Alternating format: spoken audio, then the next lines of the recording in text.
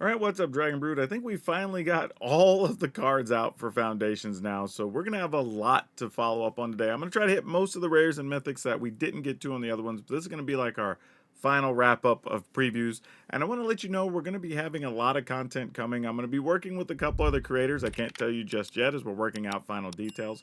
But also, if you want to pick up any cards, be sure to check out Tales of Adventure.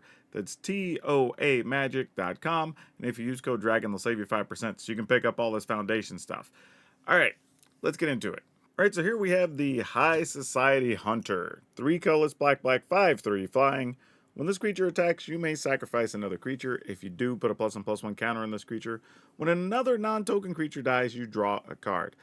This is a little bit of a weird card, right? Because it feels like it fits the sacrifice type decks where we're already playing stuff like the Viper.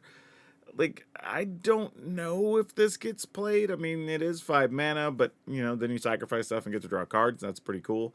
So I'm pretty sure it'll have a home. I just don't know if the deck we're gonna play it in totally exists yet. Welcome back, Galta. Didn't get played a lot before in Standard. It might get a little more play now since there's some better dinosaurs with high power, but wouldn't really bet on it. It's just kind of a cool card, though. This isn't really a rare, but I wanted to highlight it. It's the Mild-Mannered Librarian, 1 green for a 1/1 human.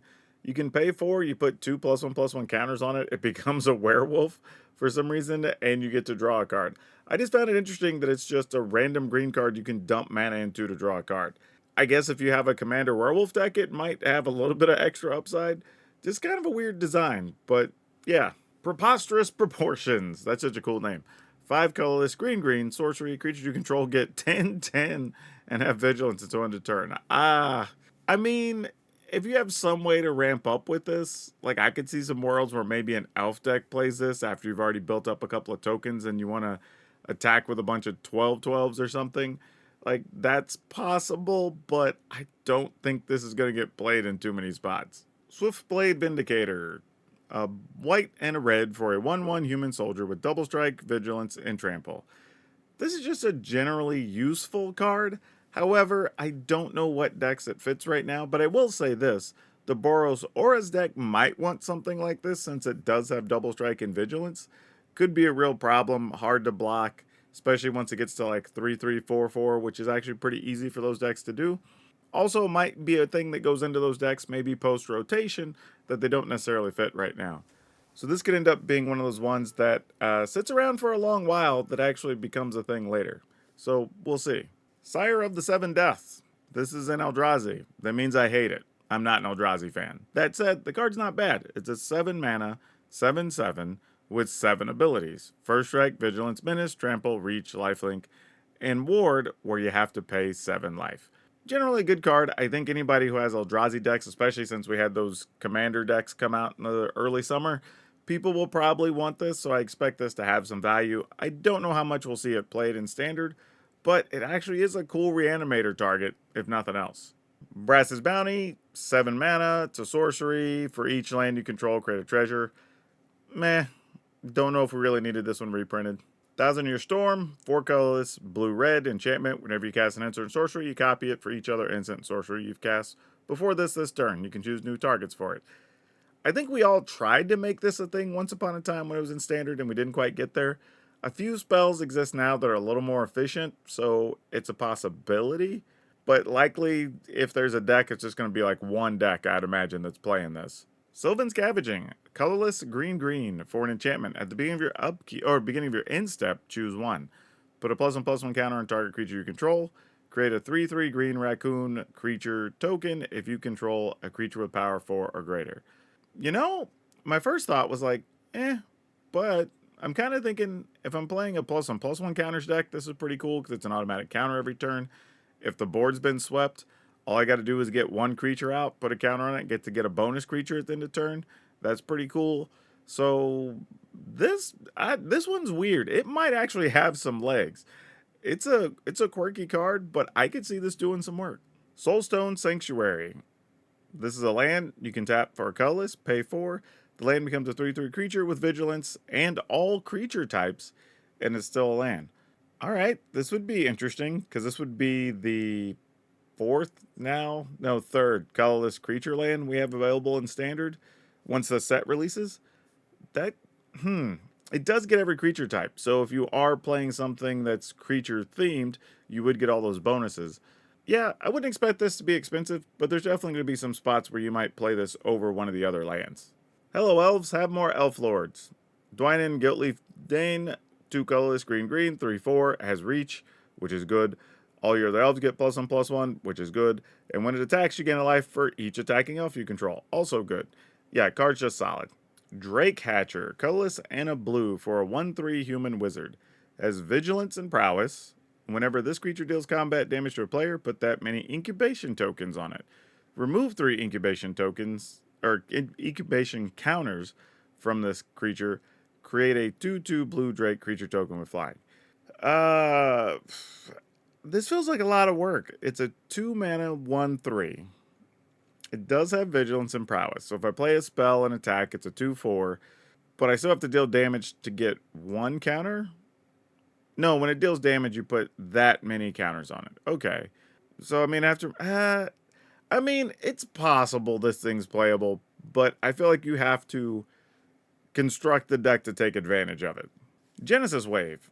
X, green, green, green. Reveal the top X cards of your library. You may put any number of permanent cards with mana value X or less from among them onto the battlefield. Then put all the cards revealed this way that weren't put in the battlefield into your graveyard. This card has actually been around for a minute. You occasionally see it pop up in Commander. It's a good late game card to just spend like 8 mana on or whatever and just see what you can get. This could get played, but it's probably like a one of in the decks that does to play, and it's probably something that's just generating a bunch of mana to get some free permanents. But it's a cool card. Not upset to see it around. Cranko Mob Boss. 2 colorless, red, red, 3/3. Tap it, create X/1/1 goblin creature tokens, where X is the number of goblins you control. Well, this is actually more than playable, and if you're already wanting to do goblin things, this is a cool inclusion. It's a 3/3 body. Tap it, you're probably making 3 or 4 1/1s. Like, nothing really to hate about this. It's just a decently playable card. Nothing exciting that's going to blow your doors off, but just a quality inclusion for those decks. Zamone, Paradox Sculptor, 2 colorless, green, blue, 1/4, human wizard. At the beginning of combat on your turn, put a +1/+1 counter on each of up to 2 target creatures you control. You can pay a blue and a green and tap it, double the number of each kind of counters on up to 2 target creatures and or artifacts you control. Okay, we might have a quality playable Zamone finally.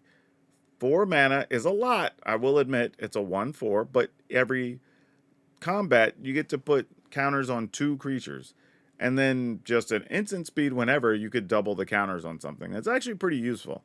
I don't think in 60 card, if you end up playing this, you're going to play more than 2, probably. But it's cool. And if you're doing any type of +1/+1s with blue and green in your deck, then you go ahead and play this in Commander, and it's just a solid card. So, yeah, nice to have around. Little disappointing that it's a mythic, but that's fine. Blasphemous Edict, 3 colorless, black, black, sorcery.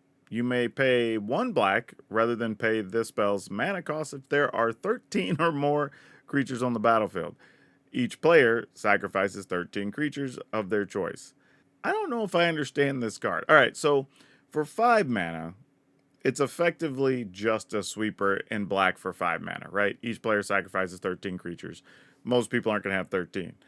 I feel like if there's 13 creatures out, unless it's a very weird stalemate, you're either dead because your opponent has all the creatures, or you've won because you have all the creatures, right?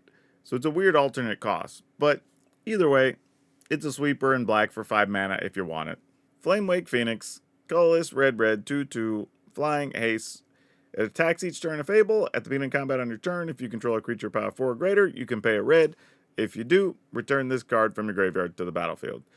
Typical Phoenix thing shenanigans and magic. It's fine. Probably won't see a ton of play, but it's there. Raise the Pass, 2 colorless, white, white. Return all creature cards with mana value 2 or less from your graveyard to the battlefield. Ooh, now we're talking about doing some things, right? You could either mill yourself and put something in, or a bunch of creatures just died during the course of the game and you return them. And if they have ETBs, that's strong. Bunch of the smaller creature decks that play off of each other, pumping each other could be neat. Yeah, there's some stuff we could do with this. This is kind of a cool card. Not a rare or mythic, but noting that Exsanguinate is back. X black black, sorcery. Each opponent loses X life. You gain a life equal to a life lost this way. In Commander games, obviously works for multiple opponents. For Standard, this is just okay. But if you're already doing the life drain deck, you can play one or two of these just to, have a fireball type effect to end the game with when you have like 6, 7 mana. Just go straight at somebody for 4 life or 5 life. So yeah, kind of a cool card. They've been reprinting this a little bit more recently, so there's a few out there, but been a while since it's been in Standard. Runescar Demon, 7 mana, 6/6 demon, flying. When this creature enters, search your library for a card, put it into your hand and shuffle. It's fine. If you just need a tutor demon, it's okay. Abyssal Harvester, colorless black black, 3/2, so a small demon warlock. Tap and exile target creature card from a graveyard that was put there this turn. Create a token that's a copy of it, except it's a nightmare in addition to its other types. Then exile all other nightmare tokens you control. Oh, that's cool. So this is a 3 mana 3/2 that when you kill something, you can return a copy to the battlefield, but you can only ever have one of those nightmare things at a time. Huh. I don't know how good this is, but it is neat that you can start to build a true demon deck and kind of go on the smaller side for stuff as well. And this is kind of useful, honestly, if your opponent has stuff going in the yard, or you even, because this says a graveyard, so you could sacrifice your own things and get multiple uses out of it. So this could be kind of cool. I'd have to really think on this one a bit. Authority of the Consuls. This is a very interesting reprint here. 1 white, creatures you control, your opponents control, enter tapped. Whenever a creature an opponent controls enters, you gain a life. So good against the token decks, good against the hyper aggro decks. Like, this is just a solid card, honestly. Like, this is one I wouldn't have thought to be reprinted, and it's actually carried a decent price tag for a minute. It's been $10 plus. This probably brings the price down to like $5. I wouldn't be surprised if it drops in half. So if you want it for older formats, that's good. But yeah, this is actually a pretty strong reprint, and I expect it'll get some amount of play, likely in sideboards. But if you are playing a deck that already cares about enchantments, this could just be a main deck player. Drakuseth, Maw of Flames, 4 colorless, red, red, red, so 7 mana for a 7/7 dragon with flying. When it attacks, it deals 4 damage to any target and 3 damage to each of up to 2 other targets. Yeah, this one's always been worded weird, but it deals 4 damage to anything, so you could target your opponent or whatever, and then 3 damage to each of 2 other things, which I guess could be 2 other creatures. Like, I don't know if I ever even played this in dragon decks, but I could see a world now where I might try, just as the game and the meta has changed that it existed in. But I wouldn't expect you to have to pay more than like 50 cents to get this card, because even if you're playing it, it's probably a one-of. Kiora, the Rising Tide, 2 colorless and a blue for a 3/2 Merfolk Noble Legend. When she enters, draw 2 cards, then discard 2 cards. If you have Threshold, whenever Kiora attacks, you may create a Scion of the Deep, a legendary 8/8 blue octopus creature token. You know, if I just wanted to play Merfolk, I would play 1 or 2 of these. I don't know if I'm playing this outside of that. I mean, maybe there's some weird legend decks I would play where, like, you're drawing and discarding, putting stuff in the yards, then you already have Threshold, and then maybe it's good enough getting the 8/8, but it feels a little bit corner casey. So probably won't see a ton of play, but it will be good when it does. Quilled Great Worm, 4 colorless, green, so 6 mana for a 7/7 trampler.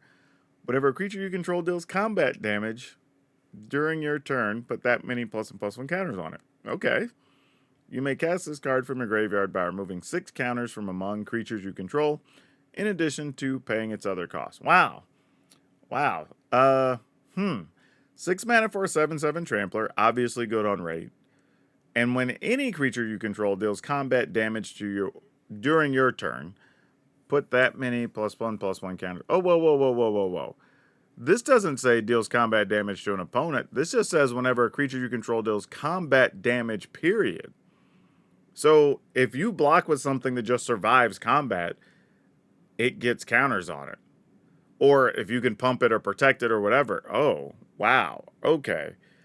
And then this thing kind of doesn't die, because if you have other things that have counters on it, then on your turn, you would just actually, wait, does it even have to be on your turn? Oh, well, it says cast this card from your graveyard. So, yeah. So, yeah, this is wild. This is a wild Magic card, y'all. The wording on here is very awkward. Like, but this could be devastating if you don't deal with this in 2 turns. Yeah, this card, I don't know what to think about it, but I don't want to be playing against it. I'll tell you that. Spinner of Souls, 2 colorless and a green for a 4/3 Spider Spirit. It does have reach. Whenever another non-token creature you control dies, you may reveal cards from the top of your library until you reveal a creature card. Put that card into your hand and the rest of the bottom of your library in a random order. This just feels useful, right? It's a 4/3 for 3. It has reach, so more than solid. Now, it does say when another non-token creature dies, but if your opponent gets rid of something else, then you just get to make sure you have another creature in hand to replace it. I could see like mono green aggro decks wanting this. Like your opponent is kind of forced to kill this instead of kill something else. So that's kind of sweet. I might experiment with this card. This is a very peculiar ability. Reclamation Sage is back, and I only mention it because it's an elf, and it's a way for you to destroy artifacts and enchantments without having to dedicate other spells, which is a big deal for creature-based decks anytime you get to do that. So, welcome back, Reclamation Sage. 3 mana, 2/1. It's an elf. When it enters, destroy an artifact or an enchantment. Just a good, useful card. Definitely going to be included in elf decks. Lathril, Blade of the Elves. This is a reprint from a while back, but 2 colors. Black, green, 2/3 Elf Noble. It has Menace. When it deals combat damage to a player, create that many 1/1 Elf Warrior creature tokens. You can also tap this, and 10 untap elves you control. Each opponent loses 10, you gain 10. Yeah, that'll probably end the game. Now, I don't know how often you're going to get to where you have 10 tokens, or 10 elves on tap. That's quite a lot to not have just beaten your opponent down in 60 card. Obviously, this is an ability that's worded better for Commander, but could just be a fun card to have if you happen to be playing black-green elves. Death Baron. This is an interesting reprint. Colorless, black, 2/2 zombie wizard skeletons you control and other zombies you control get +1/+1 and have death touch. And we know people are like playing skeleton decks, and here's another thing to pump your skeletons. So this is actually pretty cool. Alinda, Saint of Dust, 2 colorless, white, for a 4/4 vampire knight with lifelink, hexproof from instance. As long as your life total is greater than your starting life total, it gets +1/+1 and has menace. Alinda gets an additional +5/+5 as long as your life total is greater than 10 greater than your starting life total. Reality is it'd be pretty difficult to get 10 more, but it does happen. I had it happen in a couple of games this week testing some decks. So very possible. But yeah, just being a 4/4 for 4 with lifelink and hexproof from instance is already pretty good in making it hard to deal with. And it's a vampire and it's a knight, so it could fit either of those creature types if you end up building around those. Rite of the Dragon Caller, 4 colorless, red enchantment. Whenever you cast an instant or sorcery spell, create a 5/5 red. Whoa! Token with flying. What? like you just cast an instant or sorcery and get a 5/5 dragon. Like, bro, this is crazy. This is crazy. Yeah, don't get me wrong. 6 mana is not nothing. Like, you have to get to 6. But like, once you get to 6, you're like, okay, cool. I'm gonna, I don't know, lightning strike you and get a 5/5, right? I'm gonna lightning helix you, get a 5/5. I'm gonna, I don't know, go for the throat your creature, and I get a 5/5. And it's any time. So like, you could do it during combat, like kill a thing and make a 5/5 and like just block the other thing. Yeah, this card's gonna be a menace. Sky Knight Squire, colorless and a white for a 1/1 cat scout. Whenever another creature you control enters, put a +1/+1 counter on it. Oh, that's nice. As long as this creature has 3 or more +1/+1 counters on it, it has flying and is a knight in addition to its other types. So this is actually a peculiar card, because I was thinking it was going to have something to do with cats, because there's so many cats in this set. But it actually is just a cat by coincidence that can help other cats or help a lot of other things. So if you're in a +1/+1 counters deck, obviously a creature comes in, you just put a counter on it, does what you want that deck to do. But if this card itself has a bunch of counters on it. Then it also gains flying and is a knight. So I don't know how to feel about it, right? Because I feel like if I have a +1/+1 counter deck, I do like this. It's just automatic free counters. That's great. I don't know how often the other clause is going to matter unless I just need to come over the top and then, you just force some counters on it with some other stuff. Interesting card, honestly. I feel like it'll get some play. I think I just need to put some thought into what decks would be playing it. Well, I feel like this should be called out, even as a common. Heir Apparent, colorless and a white for a 2/2. It's a rabbit noble. When this creature enters, create a number of 1/1 white rabbit creature tokens equal to the number of other creatures you control named Heir Apparent. A deck can have any number of cards named Heir Apparent. Pretty much every single card that has had that text has always been like $2 to $5 forever, even after being reprinted. However, this one's a common, so I don't know if it'll be ever more than $2, but people will likely want a lot of these. So, yeah, be a cool common to open because it'll always have some value, even if it's just like 50 cents or a buck. Like, these will always be something people are wanting to buy. Now, I did see this one because it rolled through social media earlier, but Loot Exuberant Explorer, 2 colorless and a green for a 1/4 Beast Noble Legend. You may play an additional land on each of your turns. You can pay 6 mana and tap it. Look at the top 6 cards of your library. You may reveal a creature card with mana value less than or equal to the number of lands you control from among them and put it onto the battlefield. Put the rest on the bottom in a random order. So yeah, this is interesting because you can just ramp up, right? Get to 4 or 5 mana pretty quick, and then once you're at 6, you just start getting free stuff, which is cool. It does have to be, well, it doesn't have to be at any particular speed. So you could do it at instant speed, which is nice. It's cheap. It's 3 mana. You can include it in a lot of things. A 1/4 is a solid blocker. You do have Llanowar Elves that gets reprinted in this set, so you could play this on turn 2 to ramp up even further. This card is kind of cool. I think it's going to fit a few different decks, so I wouldn't be surprised if we see this get played.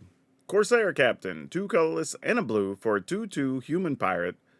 When this creature enters, create a treasure token. Other pirates you control get +1/+1. Oh, that's kind of nifty. So we got a new pirate lord, and you get to make a treasure? Yeah. Oh, actually, no. This is a reprint, I think. But it wasn't...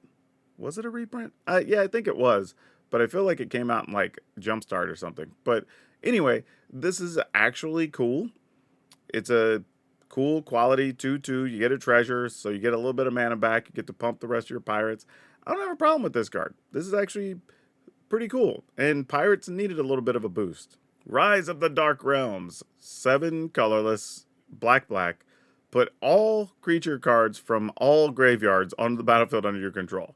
Now, this card didn't get played a lot when it was in Standard. It is a fun card for a commander that still sees play and was like $5 or $6 if I remember right. But the interesting thing about this is there was a point in time where we might have thought 9 was a lot of mana. Magic's changed a bit to where we get to play 6, 7, 8 mana stuff pretty regularly. I mean, I've seen people hard cast Valgavas recently. So this isn't that much of a stretch. So if you want a one of in your deck to just go nuts, this could be big business. But again, I wouldn't expect people to play more than one at a time. Yeah, another good quality reprint here in Garruk's Uprising. 2 colorless and a green. When it enters, if you control a creature with power 4 or greater, you draw a card. Creatures you control have trample. Whenever a creature you control power 4 or greater enters, you get to draw a card. So yeah, this is just value on value on value. Just a good all-around card. Now, is it particularly better than the 3 mana one we have that like can pump small creatures and you get to draw? Like, not necessarily. So depending on the build of the deck, you might want one or the other. Or this is just a quality replacement once we get to a future rotation where we can't play that anymore. Mystic Archaeologist, colorless and a blue for a 2/1 human wizard. Pay 5, draw 2 cards. There's an interesting thing here. It's a 2 mana 2/1 wizard, so not a crazy cost. On raid, it's okay. It can be played in a few spots. But it's interesting that it's 3 blue, not tap. So if you have a way to just generate mana, or you're trying to combo off, and you can, go semi-infinite with your mana possibly, this could be pretty important for some decks, but not for the decks you might immediately think of when you see it. All right, that was a lot of cards to go through. I think if you include all the variants for this set, there's something like 700 different cards because a bunch of them have 4 versions, which is crazy. But this is an interesting set because it feels like it's kind of doing a few things, right? It gives them much to build off of in the future, which is a good thing, right? So we already have things in place for whenever the next set and the following set and the following set come out. I also like the fact that this also sets up things for a rotation. Like even as we talked about today, there's some cards that we may not play immediately, but once rotation happens, if you have a favorite deck, or at least a favorite style of deck, you don't necessarily lose out on that going away. Like, for example, if you played vampires or werewolves when Innistrad went away, you kind of don't have much left behind that you get to play with, right? But with this set being 5 years in standard, this actually gives us a lot of options for the future, which is actually really cool. So there's a bunch of plus one stuff. There's a bunch of dragon stuff. There's a bunch of humans, wizards, elves, zombies, vampires, right? There's all kinds of stuff. So there will always be creatures coming and going that will fill those slots in around those, which I think is very cool. Something we haven't had before. The other thing is with them announcing that, half the sets are going to be Universes Beyond, half the sets are going to be standard, regular Magic sets, right? All of these will be available in standard. We're not going to get into that here. I'm not going to get into that in the comments. Just a point to note. I do think it's actually very cool that we have something like Foundations, so there will always be these, like, I don't know, almost 400 different cards or whatever available that will be there at all times. So you always have that Magic flavor and themes from Magic or whatever always existing around these other cards. So I think that's a good benefit too. But yeah, there's a lot of great uncommons, commons, spot fillers, things that enable different things. Just there was a lot of thought that went into the set that I don't know we initially considered because we didn't know what to expect from a set like this. But this is going to be a very good set for a long, long time. So yeah, definitely going to be looking to play with some foundations. We're going to be building a lot of decks from this set for sure. And if you want to buy any, like I said in the beginning, check out TOAMagic.com. That's Tales of Adventure. Use code Dragon. They'll save you 5% on your order or anything else you want to get on the site for that matter. It doesn't just have to be cards. But yeah, this is really cool. Let me know what your favorites are that are getting reprinted, what you hope to see that we didn't see. I feel like even with all these cards, there's still going to be wants and needs. But that's all I have for you for now. We'll see you next time.